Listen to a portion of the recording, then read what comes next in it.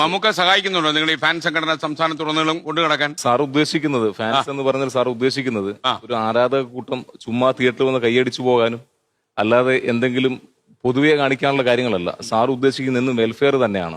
ജീവകാരുണ്യ പ്രവർത്തനം അധികം മുൻതൂക്കം കൊടുക്കുന്നത്. അതിനു വേണ്ടിയിട്ടാണ് ഫാൻസിലെ എല്ലാ അംഗങ്ങളും പ്രവർത്തിക്കുന്നത്. അതിനിടയ്ക്ക് അദ്ദേഹം ഒരു നല്ല കാര്യം ചെയ്തു. നിയമവിരുദ്ധമായിട്ട് പ്രവർത്തിക്കുന്ന കുറെ ഇത്തരം സംഘടനകൾ നിയമ നടപടികൾ സ്വീകരിക്കുന്നവരെ അദ്ദേഹം വാൺ ചെയ്തു. അല്ല, ആ ഒരു സാഹചര്യം എന്തായിരുന്നു? എല്ലാ കാലത്തും അദ്ദേഹം പറയുന്നത് ഈ സംഘടന കൊണ്ട് പൊതുവെ മനുഷ്യർക്ക് ഉപകാരപ്രദമായ കാര്യങ്ങൾ ചെയ്യണം, അല്ലാത്തൊരു രീതിക്കും ഈ സംഘടനയോ അല്ലെങ്കിൽ ആ വ്യക്തികളെ അദ്ദേഹം അടുപ്പിക്കാറില്ല. ഇന്നും അദ്ദേഹം അതിന് തുടക്കകാലത്തിൽ 1989 സ്റ്റാർട്ട് ചെയ്തതാണ്, രജിസ്റ്റർ ചെയ്ത് 90 ഇത്രയും കാലം ആ സംഘടന കൊണ്ട് പബ്ലിക്കിന് ഉപകാരപ്രദമല്ലാത്ത ഒരു കാര്യം ചെയ്യാൻ വേണ്ടി ഫാൻസിനെ അനുവദിച്ചിട്ടില്ല. അങ്ങനെ നിങ്ങൾക്ക് സംസ്ഥാനത്തുടനീളം കമ്മിറ്റികളൊക്കെ ഉണ്ടല്ലോ.